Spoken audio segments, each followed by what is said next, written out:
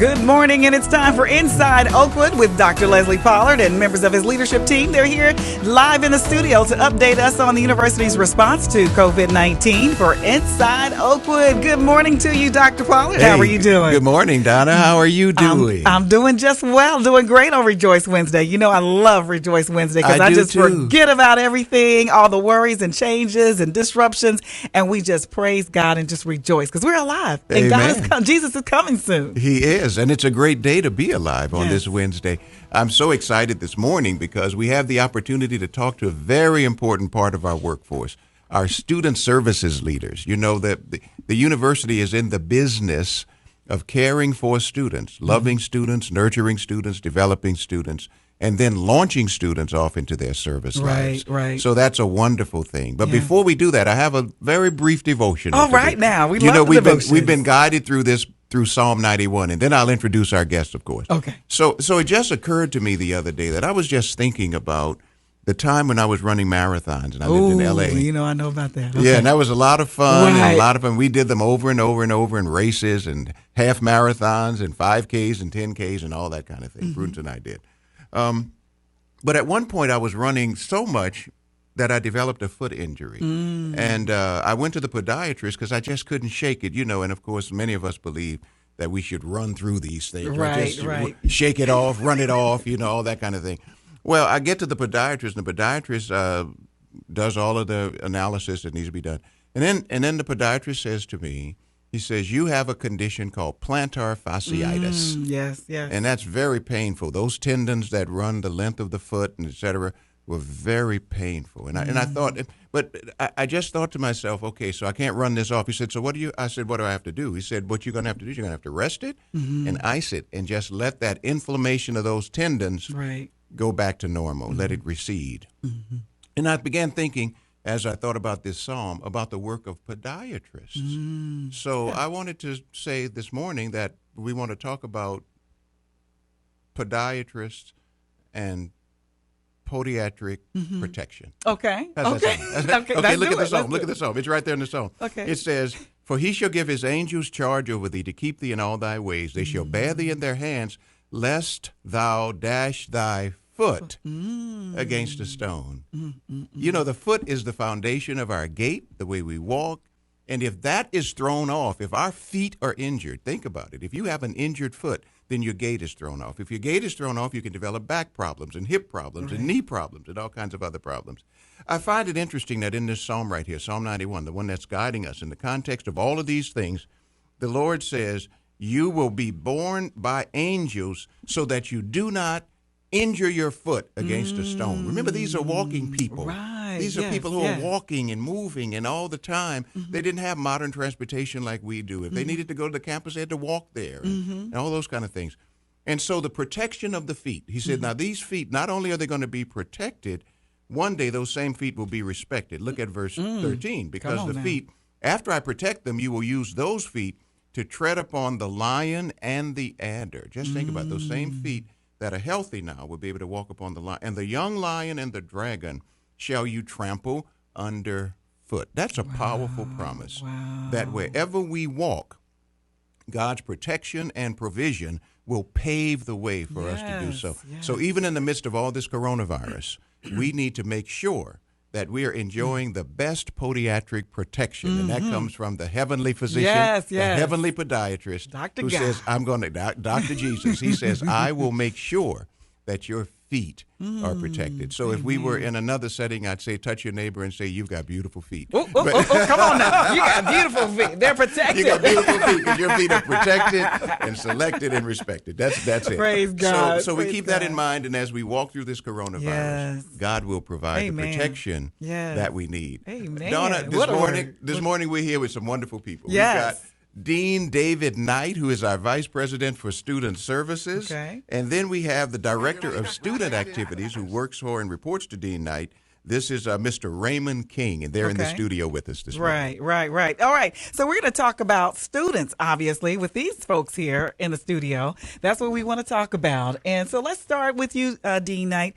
Tell us about all of the services and things that we're doing to help our students and accommodate our students that are still on campus. And primarily those are students that are international students, right, who could not leave, or any other students that are even domestic that could not leave. They're still on campus, right? So how are things going with accommodating their needs on campus? First of all, I want to say good morning to you. Good morning. Good morning. To see this beautiful face. Good morning, Dean. We're glad you're here with us. Yeah, good morning to you all. Thank you. So presently we have 35 students who remain on campus, 11 of which are international students. And from the get-go, we just wanted to make sure that our students are taken care of. You know, we have several students outside of the international students. We have students who have no place to go. Right. And we have students with extenuating circumstances. I can think of a couple of them right now whose parents are missionaries, and they can't get back to the United States, so they have no place to be. So what we wanted to do as a university, we want to make sure that our students, all our students are safe and they're taken care of. Wow. And so we have done extensive work working with OUPD. We have worked with upper administration. The deans have done an amazing job of ensuring that our students are taken care of. Of course, essential to that is food. Right. What student doesn't want to eat food? Right. And let's go beyond ramen noodles. Right. Okay, let's go Amen. beyond ramen noodles. Amen. Praise God for ramen noodles, but let's go beyond that. So as long as there's students, there needs to be food. Right. So we have provided, we have a schedule for them, trying to assess their new normal. And so we have schedules where their meals are being provided to the residents all. And importantly, I think it's important for us to say this too. We had to move students from Holland Hall, Edwards Hall, and Wade Hall, and we centralize it to West Oaks. Okay.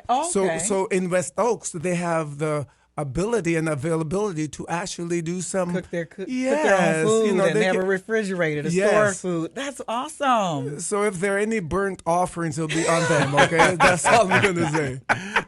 Dean, the other benefit, of course, as you mentioned, could you comment on it? The other benefit of West Oaks is the hygienic benefit of being able to do the social distancing. Can you say a little bit about that? Yes, and we purposely wanted to respect what our governor has outlined for us to follow.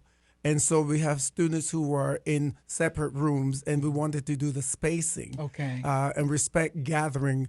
And so we have been very intentional about how we have placed our students, and to, first of all, give them some comfort, and also to make sure that they're safe from each other.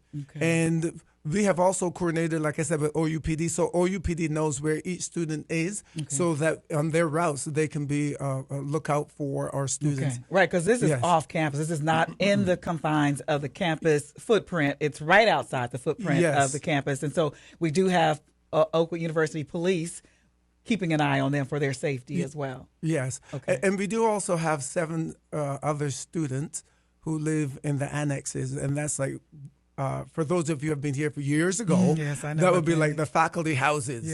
And that's on the OU campus proper. Okay, so their security is covered and their food. Let me talk about the food just a little bit more because in one of the other updates that we did, we had a guest here and we were asking about how the students were receiving food. Do they need groceries? So can you tell us about people out there who are listening who may want to donate food, and how can that happen to donate food to the students that are still on campus?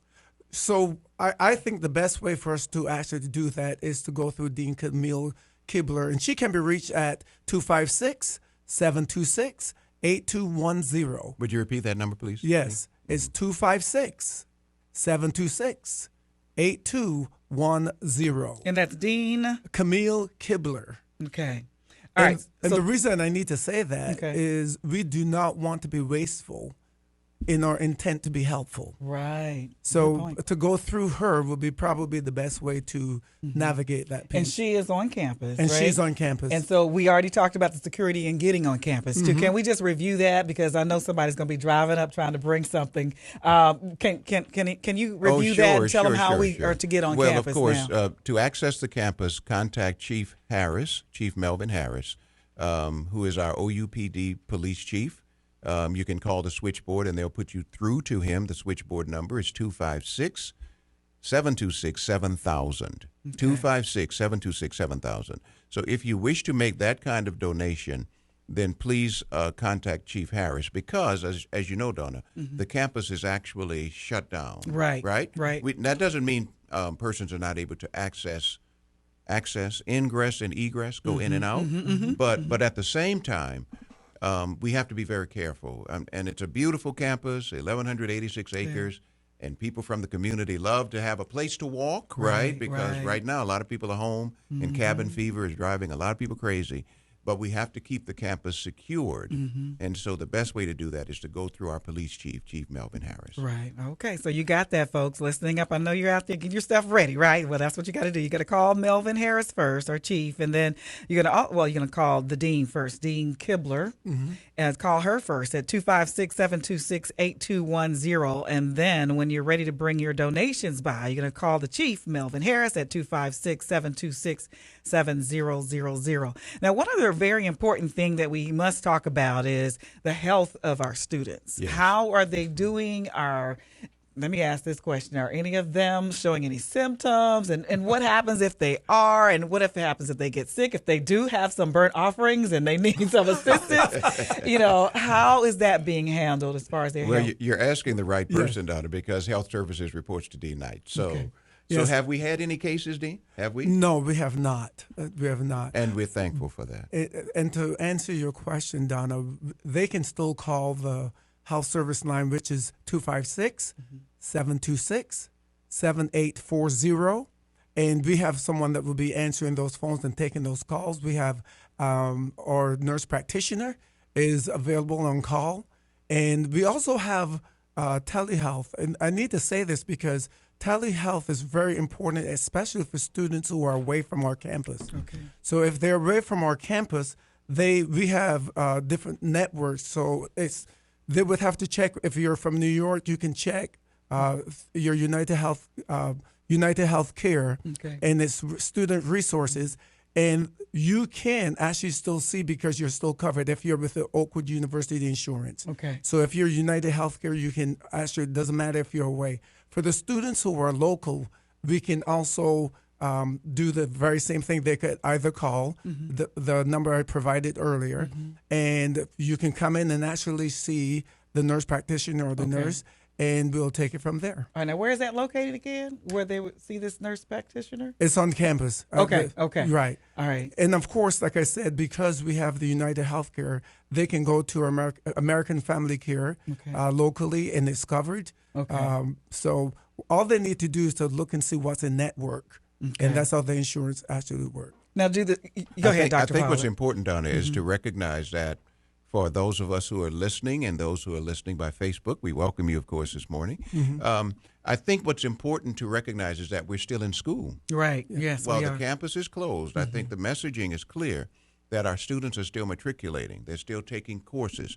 They're still receiving instruction. Right. We're still in instructional mode. That hasn't changed. Okay. What has changed is the locus of that control. So now the students are remote. We had a wonderful faculty meeting just yesterday in which we were working through some of the challenges of this whole new reality. Right. We have our students, many of whom are saying, boy, this feels like more work than when I was in school.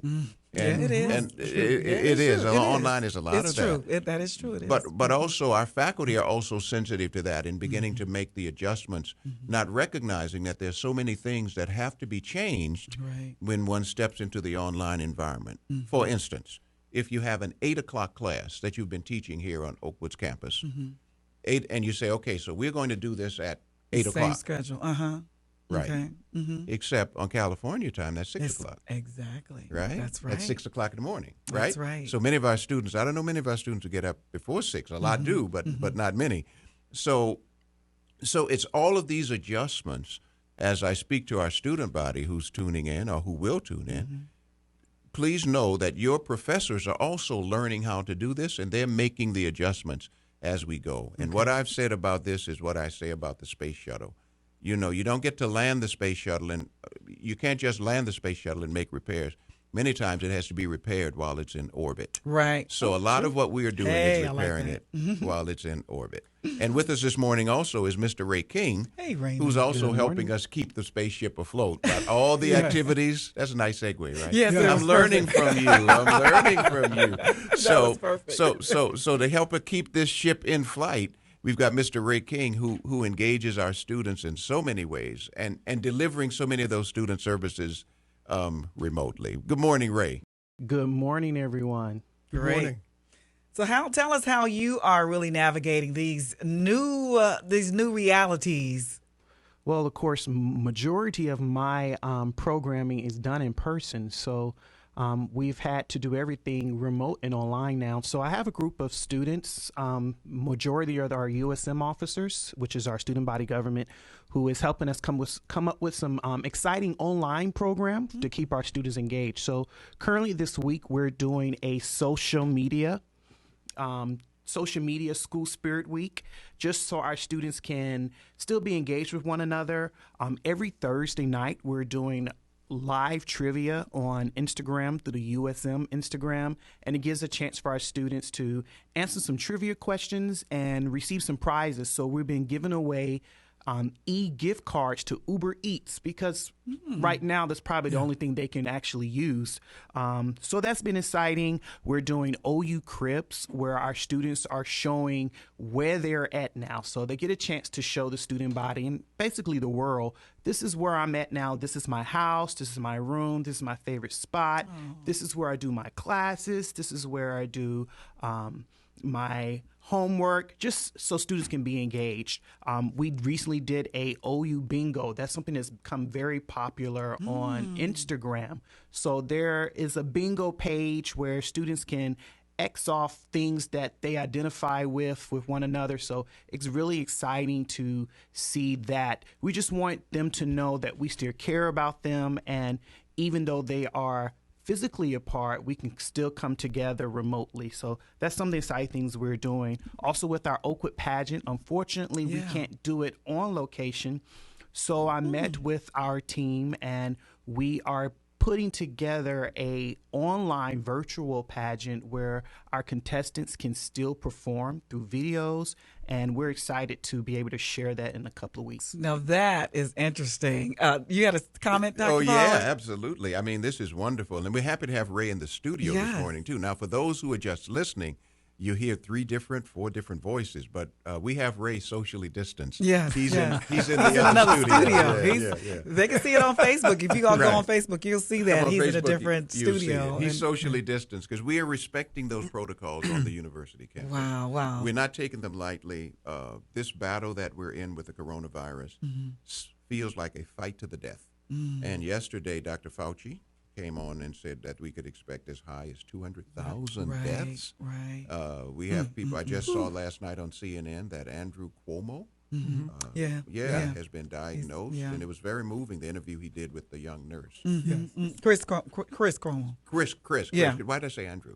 Is That's his brother. That's his brother, the governor. The governor. Yeah, Chris. Thank you. They see that these people watch TV, Dave. They watch TV. So Mr. Cuomo, it was a very moving interview that he did last evening with a young nurse. And don't we appreciate our healthcare providers? Yes, we do. Who are on the front lines of this battle. Yes. I know in our family we have my wife has a cousin named Pete. We call him Pete, but it's Peter, and he's been diagnosed. He's a nurse in New York City. So and again, I'm now the reports are beginning to come in from faculty members. Right. Dr. Calwick Wilson has lost some relative, at least one relative, to this disease, and it's beginning to come in now that the battle is getting closer. Right. It's getting closer. Right, So we're taking those protocols very seriously. For those who are listening, those who are viewing, you can see that we're doing that. So we're very grateful, though. Yeah, we are grateful. I think it's going to be like cancer. You know, everybody's going to say at some point, I know somebody close to me who's gone through this, who's had cancer, or who now to be COVID-19, and that's unfortunate and that's sad. But we're going to continue to pray and keep all of our family members. I know somebody very personal and close to me who is recovering from it. So there is still hope. There is hope. It doesn't mean that it's a death sentence. It just, not for everyone. And there is hope. So we want to leave it on that note, then let you know that, hey, there is hope. And you don't have to feel like when you are diagnosed with it that you're going to die from it, because there's hope. Yeah, there is hope. There is hope. And again, this virus is so prevalent that it's all the talk. But there are people who are still wrestling with other ailments and other diseases as well. And last night I received a call from the Jones family. Many of us know them, Lewis and Ann Jones. And Ann has been diagnosed. Oh, with I didn't cancer. hear that. So, and I asked them, could I make this announcement? And they said I could. So I'm sensitive to the HIPAA implications of this. And so we want to remember this family in prayer. But not only this family, many those of us who know the Joneses know that they're wonderful people. Yes. And we never want any of these things to come upon anybody that we love, and we love the Joneses. So we'll be praying for them as well. But remember, while this virus is afoot in the land, there are all these other maladies that are still being experienced within the human family and within our families. And we want to keep them in prayer as well. Right. And we're going to do that. We're definitely going to do that. I just want to say that on Friday, we are going to have a COVID-19 patient who is recovering to be on Friday, on Fearless Friday. So I want our listeners to stay tuned for that on Friday. They're going to be calling in. They're going to be because they're still recovering. Actually, they're just coming out of it. They're not coming in. No, they're not coming. I won't be here. No, they're not coming in. Not coming in. Not coming in. My good friend Donna McCrary. She'll be on the phone calling in. But listen, I want to get back to Raymond, and because he really had. We have some more questions about that. Can you say a little bit more about the pageant? Can you say how that's going to happen online? I know students are really wondering how that's going to happen. So our Mr. and Mrs. Oakwood has a Instagram page. It's OU_royalty on Instagram. And what we're going to be doing is uploading the videos from our contestants. Their talent, their introduction is going to be on Instagram. And towards that evening, our king and queen is going to go on live to kind of discuss what Mr. and Mrs. Oakwood does, the pageant process, and also eventually they will announce the winners. There is some things that are going to be happening that won't be shown. Each of our contestants actually go on a personal interviews with our judges, and that will all be done through social media and be done privately to answer questions about why they want to run, what is their platform. Each of our contestants have a platform on how they want to enrich and better our campus, so they will be able to answer those questions, and by the end of the evening, we'll have a new king and queen. Okay, so this is all going to be online. Is it still possible to enter into this, or is this you already have contestants and everything? What stage are you in? Our contestants actually started rehearsing and practicing, and they go through some personal development training that happened at the end of January. So we've already started this process. Originally, our pageant was supposed to be this past Sunday, but because of our new circumstances, we had to change up some things. So we decided to push the date back and do a new platform for this year. Okay, that sounds like it's going to be great. Just doing all these things online is really, really just so exciting, even though, we know it's during a challenging time. So, Dr. Pollard. Yes. So the campus is really just taking off online, and this is really pushing everything forward. The mission is online and it's going forward. I'm so sure you feel very proud of that. I am. We have been working for a while. Probably for the last 8 years. Back in January 25, 2011, I remember because I had to deliver a speech. Okay. It was called Vision 2020. And in that speech, we were visioning for the future. We were talking about the kinds of things that Oakwood would be doing in 2020. Okay. One of those was to offer e-chapels, which we are doing now, as a matter of fact. Isn't it? The virus has helped us do that. Right, exactly. E-chapels. So we have chapel on Thursday, which is tomorrow for many of our students who are listening, at 10 o'clock. And I'm glad that you mentioned that. Can I interrupt right there? Please, Because please. now you get back to it, because I want to make sure I don't forget, because I did have some listeners call. They want to be a part of the chapel. I don't know if they you're going to do. open it up to listening audiences of WJOU. Is We that not will. going to happen? No, or? we can and we will. Okay. Chaplain Pileggi and the Office of Spiritual Life would be happy to do that. Okay. We'll have to give you a link then. that Okay, you can link great. into it. So then Yeah. they can just call me, and then I can give them the link to Yes. the chapel. Great. Yes. So I'm sorry I had to get that out before I forgot. I'm glad you said that. Well, we anticipated that given the changing landscape of higher education, Oakwood would have to step with both feet into, no pun intended, with both feet into the waters of online education. Okay. And so right now we have had to do that. We've had to do that. Now, I didn't know how we would get there, but again, if God gives a vision, then God makes the provision. And so even in the midst of this virus, we got some wonderful things happening with the delivery of our education in the online environment. And suddenly, in an explosive way, Oakwood University has moved from being a local and regional institution to now being an international institution. That's a great thing. That's great. And so we can pick up students from around the Exactly. world. And Dean Great Knight knows that opportunity. we have about 54 different countries. Last count, we have about 54 different countries represented on the university campus. Okay. So we look for many, many more to be counted among the student body as we now go global with this. So this is a great opportunity for us. It's a great opportunity. All right, so let's go to our questions on Facebook. We only have a few here that I see. So someone is asking on an update on graduation. We talked about this already, but their question is, this is from Sandra Bynum. She says, good morning. When will we know about graduation? Okay. We talked about that, so just update that. Okay, so here's what we know about graduation, because I work with our public relations people, and they always say, don't talk about anything we haven't decided yet, because it gets all misconstrued, right? So here's what we know. So I want to answer Sandra's question.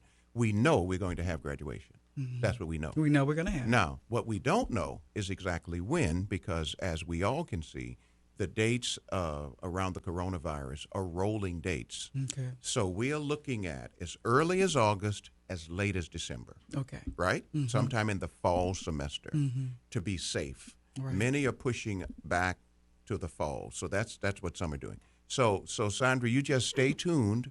We want to make sure you get the information. As soon as we can lock into a date that we feel secure about, we have no challenges with announcing that date, but we need to lock into a date that we feel secure about. I hope that answers Sandra's question. I think it probably does. Do you have anything you want to say, Dean? You look like you were about to say something. I didn't want to interrupt you. It's really important, for me to share with you. When we were talking about the safety of our students that remain on campus, we had on Monday at 7 p.m., we had a mental health checkup that was through the counseling aspect of health and counseling services. John Ruffin and Grace Arnold. They had 22 in attendance for that. They said it was great. And I think what we would want to do is to kind of open it up. Because when Dr. Pollard was speaking about the different challenges that we were facing from our staff and our faculty, I couldn't help but to think of our students who have to navigate finishing the semester off and having their family members fall ill to the COVID-19. And it's very hard for students to balance study and worry. So I just want them to know as well, telehealth is there for them. We did that through Zoom, but we cannot counsel across state. So for those who are in Alabama, our counseling can still take place. If you need assistance with that, I'm going to give you a number for telehealth. It's 855 if you need assistance through United Healthcare. It is 855-870-5858. Or you can call the counseling center again at 256-726-7840. And we will help you navigate that aspect. All right, Dr. Pollard, any final words? Yes. We'll be here tomorrow, of course, with continuing giving information that's important to Inside Oakwood. We'll have Dean Linda Anderson, who will be calling in, and then Dr. Makisha Ford Mullins, she will be here. She's our Interim Director of Public Relations and Integrated Marketing, and she will also talk a little bit about the virtual alumni weekend that's coming. So, All right. So please tune in. Hey, Yeah. I'm glad you waited to the last minute because I would have gone into that one. I know you would have. We're going to do it virtually. We're going to have a great time. Wow, that's amazing. So you got to stay tuned tomorrow for Inside Oakwood with Dr. Leslie Pollard. We're going to be talking about virtual alumni weekend. We want to see you there. Make sure you get your questions ready so we can ask those questions to Dr. Pollard and his guest on tomorrow. Thank you, Dr. Pollard, and your guest for being here, Dean. It was Thank you. great Raymond? being with Thank you. you. Great being with you guys, too. Y'all have a great day. We'll see y'all later, and we'll see you on the radio. Keep on listening to Praise 90.1 FM, WJOU. WJOU Huntsville, 90.1 FM, a broadcast service of Oakwood University.